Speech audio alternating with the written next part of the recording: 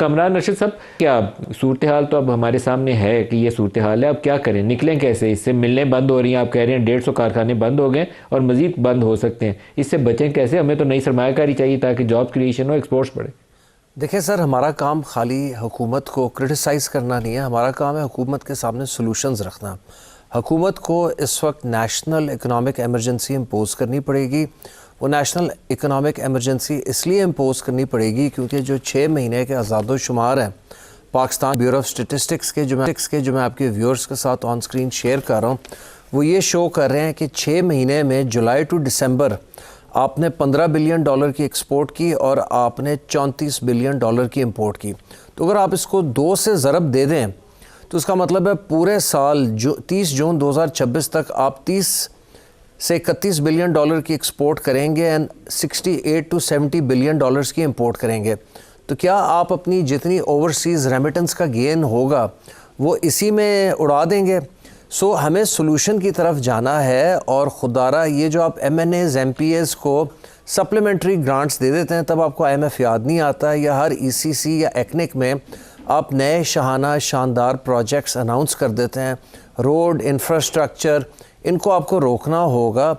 Number 1 سر، بجلی میں 103 ارب روپے کی سبسڈی نہیں، کراس سبسڈی پاکستان کے تمام صنعتی صارفین، ناٹ جسٹ ٹیکسٹائل، تمام صنعتی صارفین سے چارج کی جاتی ہے۔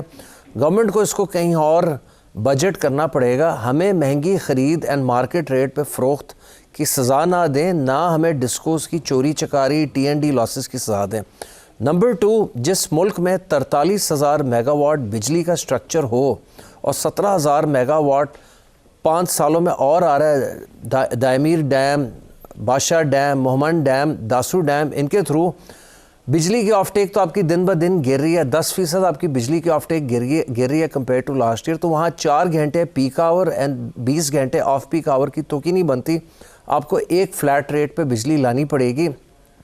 دوسرا، یہ جو آپ کی خطے کی سب سے بلند ترین ٹیکسیشن ہے، اب کارپوریٹ سیکٹر کو آپ 55 سے 60% ٹیکسیشن پہ لے گئے ہیں، اس لیے آپ کی ملٹی نیشنلز یہاں سے گئی ہیں۔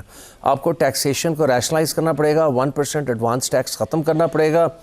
تیسرا، یہ جو آپ 10.5% پہ قائبر ہولڈ کر کے بیٹھے ہیں، ٹھیک ہے، ہم اپریشیٹ کر رہے ہیں کہ 22% سے 10.5 پہ آیا ہے، لیکن سر آپ نے بنگلہ دیش کے ساتھ، انڈیا کے ساتھ، ویتنام کے ساتھ، چائنا کے ساتھ مقابلہ کرنا ہے۔ انڈیا کی ای یو کے ساتھ ایک میگا ڈیل ہونے جا رہی ہے، آپ نے خبروں میں دیکھا ہے۔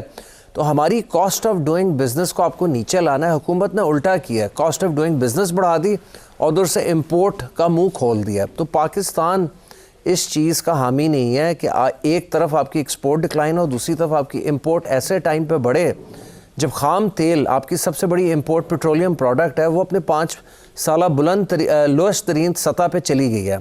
تو یہ ہو کیا رہا ہے؟ یہ گورنمنٹ کو اکنامک ایمرجنسی لگانی ہے ساری چیزوں کو ایڈریس کرنے کے لیے۔